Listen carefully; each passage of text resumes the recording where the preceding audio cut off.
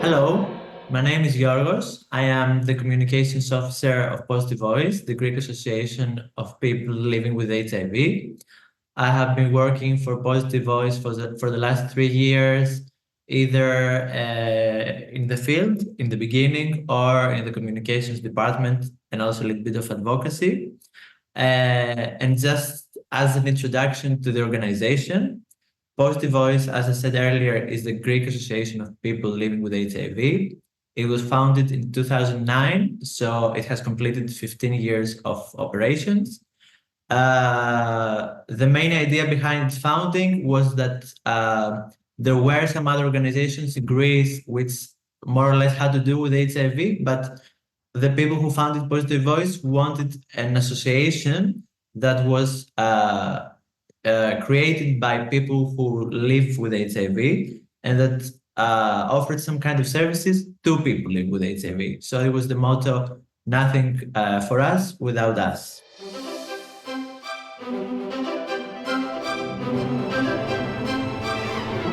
The first success story of Positive Voice was the founding itself. What I mean by this is that in order to create an association in Greece, by law, you have to collect at least, I think, 20 signatures. And back in 2009, that was a kind of hard thing to do because it was not easy to collect 20 signatures of people living with HIV or by relatives, supporters, family, partners, because of the stigma. So as you can imagine, back in 2009, it was the stigma was even worse back then. So the procedure of trying to collect the signatures for the founding of the association was a huge challenge, which we managed to overcome in March 2009. Positive Voice is very active in advocacy. We have been advocating for the rights of people living with HIV, but not only for people living with HIV, but for other vulnerable populations as well. Since the beginning of our activities, some of the things that makes us very proud, for example, is that 2 years ago, there was a new law in Greece which strictly prohibits any kind of prejudice in the labor field against people living with HIV, both during the hiring, but also you cannot fire someone who lives with HIV just because of their status. And this was very much the result of what we do in the advocacy field. And this kind of work has been recognized by the political world, let's say. Our centers and our offices have been visited by the President of the Greek Republic, by the current Prime Minister, former Prime Ministers, leaders of most political parties in Greece, and all of those have showed some interest in getting to know us and getting to discuss with us about the challenges of people living with HIV and the challenges of other groups that have to face a lot of stigma. Perhaps the most successful project of Positive Voice is the Checkpoint Sexual Health Centers. We founded the first center in Athens back in 2012, and then in Thessaloniki, the second biggest city of Greece, in 2014. Ever since, we have conducted more than 200,000 tests for HIV, hepatitis B, hepatitis C, and syphilis. We have distributed 6 million condoms. And on a yearly basis, we make around 1/3 of the diagnosis across the country within our centers, which is very impressive and showcases the relationship of trust that we have built with all the populations that we work with. Of course, these numbers are very impressive, but I would like to emphasize and say how proud we are of the fact that we kind of introduced the culture of frequent testing to the Greek population. and how we began to speak more openly about issues that have to do with sexuality and sexual health. And we kind of cultivated this notion of responsibility and how fun and how proper it is to get tested once in a while, and just that the most important thing is to know your status. So I would say that we are most proud of the fact that we made an innovation for the Greek standards some years ago. In 2022, we also founded the Ref Checkpoint Center, which is located in Greece. The difference between Ref Checkpoint and Checkpoint is that the services we offer in Ref Checkpoint are provided in 10 different languages, and they are targeted at migrants, refugees, and asylum seekers. So the procedure is done, is made much more easily, and we try to have the best possible relationship with these target populations during the consultation and the examination.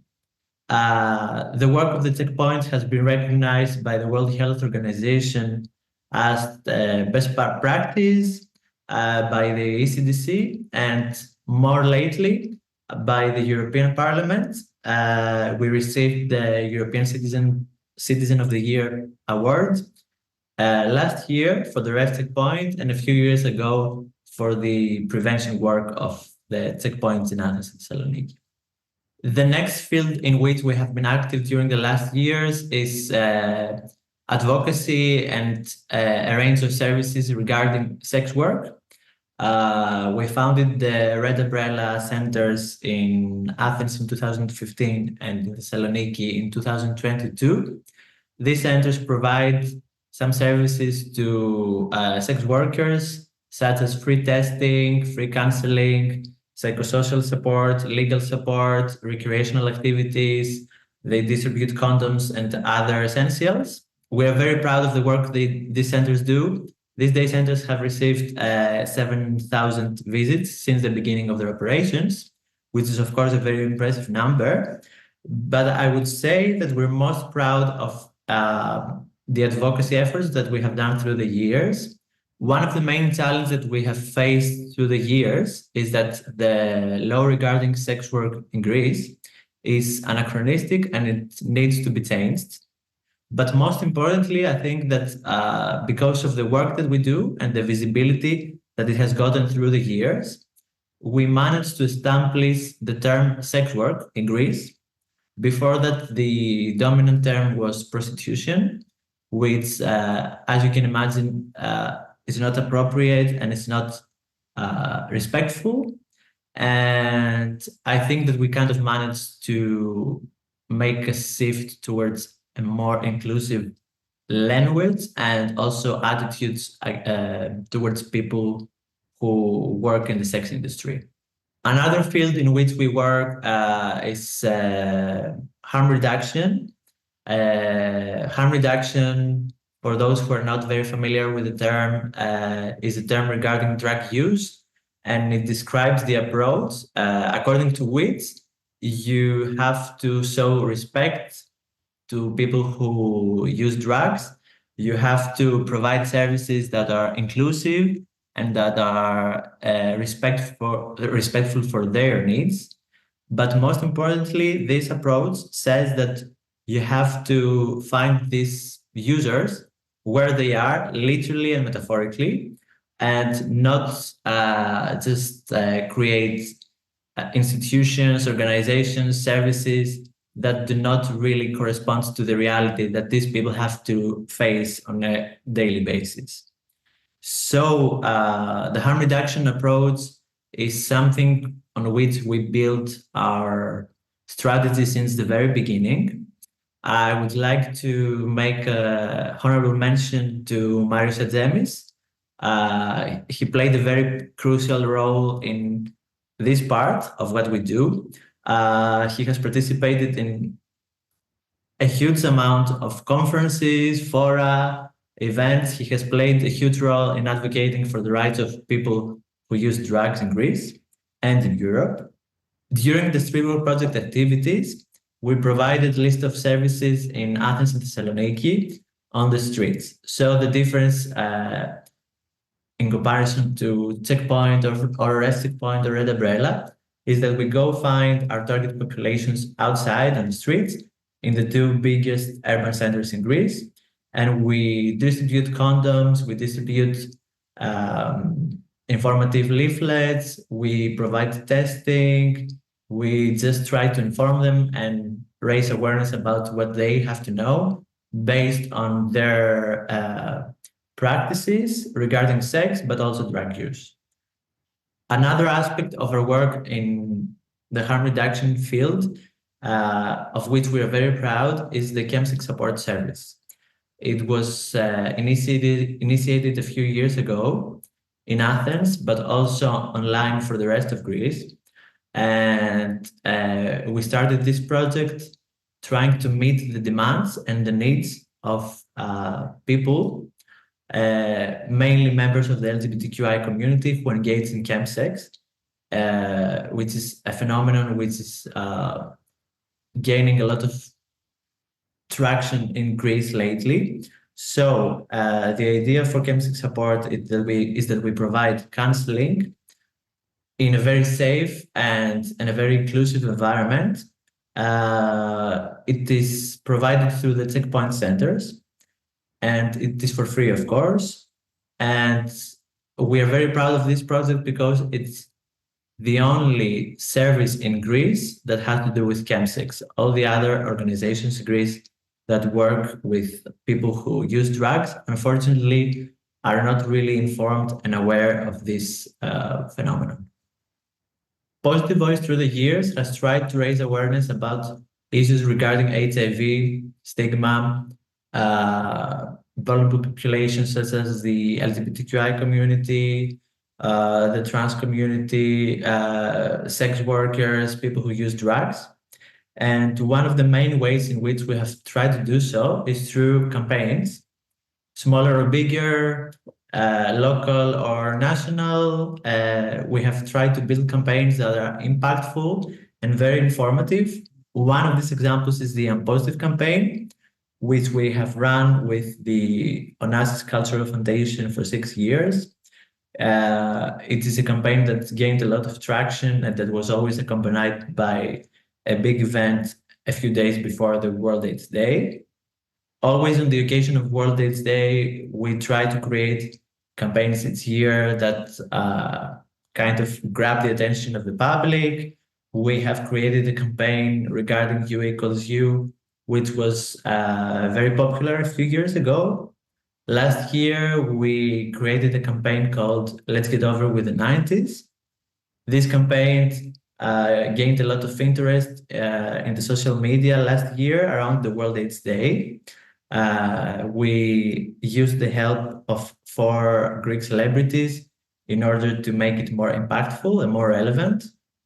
And I think that also we kind of try to take advantage of any occasion, such as the European Testing Weeks, the International Condom Day, or any other special day, in order to create something that might more easily reach the media and the public.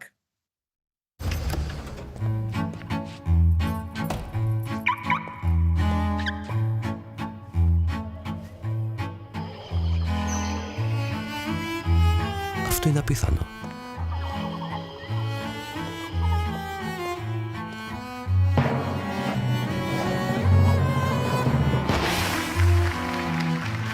Και αυτό είναι απίθανο.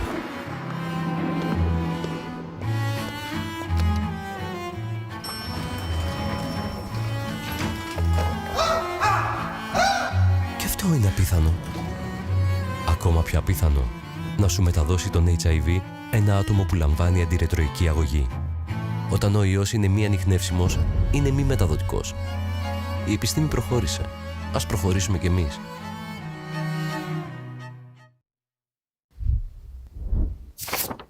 Λοιπόν, άκου, θα πας πρώτο στενό δεξιά, δεύτερη διασταύρωση αριστερά, στο περίπτερο 30 μέτρα. Άντε τώρα να προσανατολιστείς με αυτό. Ας ξεκολλήσουμε από τα 90's. Η επιστήμη δείχνει το δρόμο. Με την κατάλληλη αγωγή, ο HIV δεν μεταδίδεται ακόμα και με σεξ χωρίς προφυλακτικό. Ενημερώσου και σπάσε το στίγμα. Kind of concluding, I also have to mention the research work which is carried out by the association. We have participated in a very large amount of studies, but we have also produced studies of our own, thanks to the valuable support of, first of all, Antonis Poulios, which is we have to mention that name because he has helped us a lot through the years, kind of supervising all of our services scientifically, but also running studies that are relevant and important for the community. As an example, I could cite the latest study that Positive Voice ran, which was about stealthing, the non-consensual removal of condom during the sexual intercourse.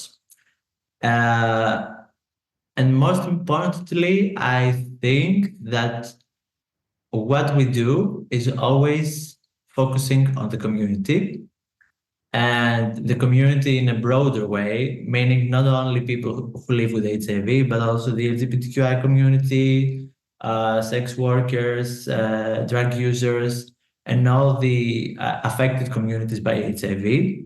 Most of the people who work, if not all, belong to these vulnerable populations.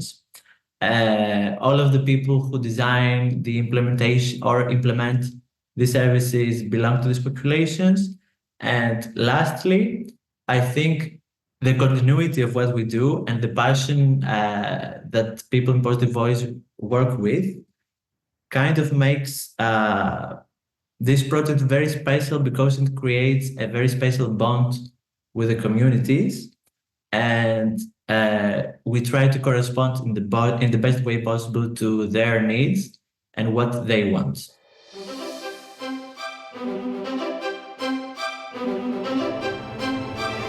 Positive Voice has been a member organization of AIDS Action Europe for years now.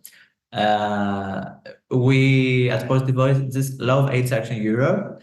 AIDS Action Europe has really helped us through the years, mostly in what has to do with our better communication with the Central European institutions, such as the European Union.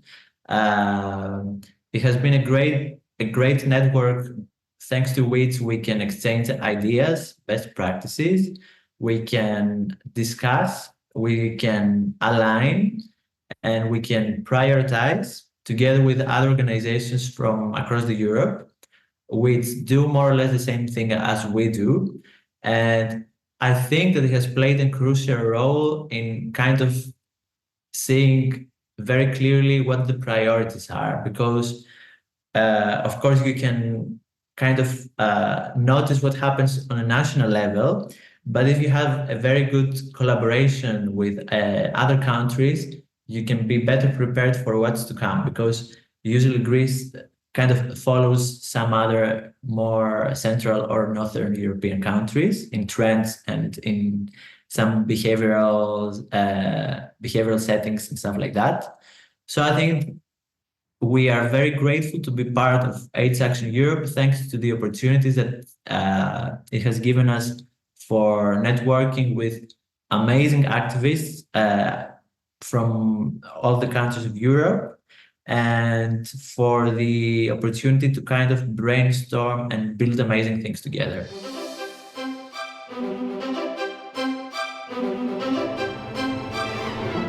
Happy birthday to AIDS Action Europe. Keep up the amazing work that you have been doing through the years. And as we say in Greek, χρόνια πολλά.